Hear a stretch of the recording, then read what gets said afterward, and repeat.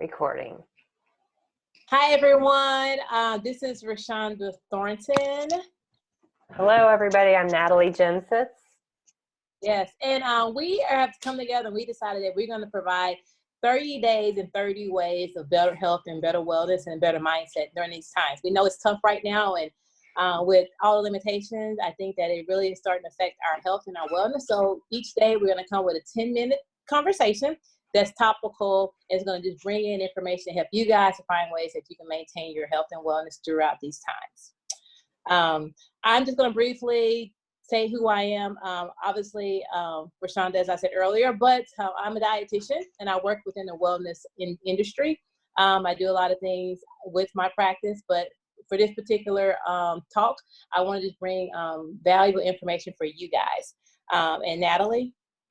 Yeah, hi guys. I am a writer and writing coach in the wellness industry, and I've had my own wellness journey over the years that has led me to do what I do. And basically right now I want to be the gateway between the wellness seekers and the wellness providers to help you find what works for you, because there are so many options out there. I've tried many of them, and I can shed some light to make the connections. Yes. So great, Natalie. And because of that, we've come together on this common ground. So today, for day one of our 30 days of wellness, we're going to just talk about living life with limited exercise. For all those out there, I know that you have your routine, whether it's going to a gym, going to a studio, or like Natalie, she likes to do a lot of things outside, especially with her kiddos. And a lot of us, now we find that we cannot do some of those things. We have not found a default plan. So the last thing, I think the last thing we want to do is just create a new routine where we're more sedentary. And I know there's a lot of benefits to when it comes to exercise. Now, what are some of the benefits that you know when it comes to exercise? Well, the big one for me is stress relief, because when I go a few days without some cardio or some good exercise, I'm a little hangry, angry, crabby, not so pleasant to be around. And I just get antsy, like irritable that things are not going the right way. Yeah, totally get it. I do get in a certain mood when I'm not able to work out. As a matter of fact, once I get done, guys, I'm being real here. I'm going out and going for a nice run. So I'm really big on just making sure that everyone finds something that works for them. And I say go running, like I'm going to do, no, you can go outside and just have a nice walk. Or just play outside with your kids. I know they're all home from school, so how about, get out there and burn some calories. So one of the things that, if you're trying to figure out what are some ways that you can exercise, obviously, we're kind of stuck with our phones, with television, social media. So I would definitely suggest going online. There's so many gyms that are local gyms and even like worldwide gyms that have developed online workouts, and they're free. And so I would recommend you to find some of those. If you already belong to them, they may have an online program for you. And YouTube has loads and tons of different exercises that you can do throughout this time. So really, step outside the box, think a little bit differently. Don't let this put too much weight on you as far as feeling like, oh, I don't have anything to do. We have a thing called technology now. So I would encourage you to seek out some of those resources to figure out what exercises can work for you. Yeah, and I'm going to add some the videos that I like here in the chat sections, just for thought. Nice. And I was thinking of the benefits too. One that I've thought about more recently is like the lymphatic system and keeping that moving. So we need to get the toxins out of our bodies. So movement isn't just about stress or being physically healthy in the strong sense, but we need to get the toxins out of our body too. So if you're having trouble getting inspired to work out or exercise or be active, remind yourself that your body needs this to keep things flowing properly. Yes, it is so important. And that's actually one of the defenses that how we're going to build our immune system is making sure that we are exercising. I'm actually just put an article out. If you go to my website, not my website, but my Facebook page, that CNN wrote about just your nutrition and just how your immune system plays a role in this.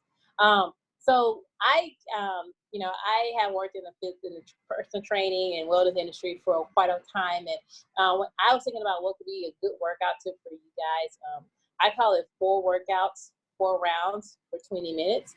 And basically, I'll keep it very simple. You have 4 different exercises, and you do them each for a minute. Then you take a 1-minute break, and then you do that 4 times, which gives you 20 minutes of exercise. So what those examples of what those exercises can be is start off with a core movement. It can be a minute of crunches or a minute of planks. And when I say, you know, when I'm giving you these exercises, you don't have to feel like you got to do 50 crunches in a minute. You can really do 20 crunches. Just the whole goal is just to keep moving for that minute. So the first exercise would be a core movement, which could be a plank or a crunch. They'll do that for a minute, and then move on to something that's compound movements that works your shoulders, back, and biceps, which could be an incline push-up off the wall. You can definitely make it more challenging by going on the ground, but bringing it at an angle just makes it a little bit more easier. And if you can incorporate that for a minute, that would be a great workout too. And then for the third workout would be just doing body weight squats. You know, find a sofa or find a chair and just do squats. Just do air squats for a minute. You're moving your body, you're working your glutes, you're working your core, you're working your hamstring, and you can do that for a minute. And then the last exercise I would do is just do some walking lunges. You're just basically moving your body, and I'm sure everyone has a set of stairs somewhere. So if you don't want to do walking lunges, you can do stair step-ups for a minute. And again, with any of these exercises, you can do 4 of them, take a minute break, and do that 5 times. The goal is not to see how many you can do in one given minute. You can if you want, but the goal is really just to move your body for that minute. So I challenge you guys and encourage you guys to maybe use something like this, or find something online like Natalie has posted some of them. Find something that works for you, and don't feel like you got to do the same thing every day. You can always switch it up too. Right. And even just doing some dancing around the house. I'm not a big fan of dancing, but it is movement, and it's something you can do with your kids. And like, I am I'm still mending on my sprained foot, so I am limited even more so. But walking, doing some dancing around the house, like you were talking about, push-ups even against the wall, if you're, not able to use your whole body. Yeah. I mean, all of those, it's so many things out there, guys. So know that you do have limited exercise, but all it really takes is thinking outside of the box and figuring out what else can you do. That's just focusing on keeping your body moving through these times. So when we do get the opportunity to get back out there and get into our workouts, we don't feel like we have kind of take too far of us, too many back steps, or it's harder for us when we get back out there. Yeah. Right.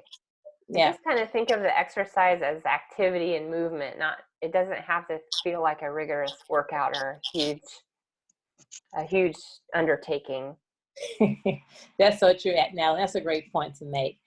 So that's going to be our talk for today. Figure out what works for you with this limited time that we have with limited exercise. I encourage you guys to be encouraged.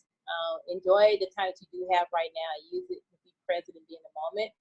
Tomorrow, we're going to talk about how to force through boredom. We all know that is something that's been hanging over our heads over the last 7 days, and we don't know how long it's going to be until it goes away. So what things can we do so we don't find ourselves being bored, which can create, again, changing out, having a mindset where we just don't know where the end goal would be. So we just kind of find ourselves into this cycle, and we want to make sure that we thrive through these times.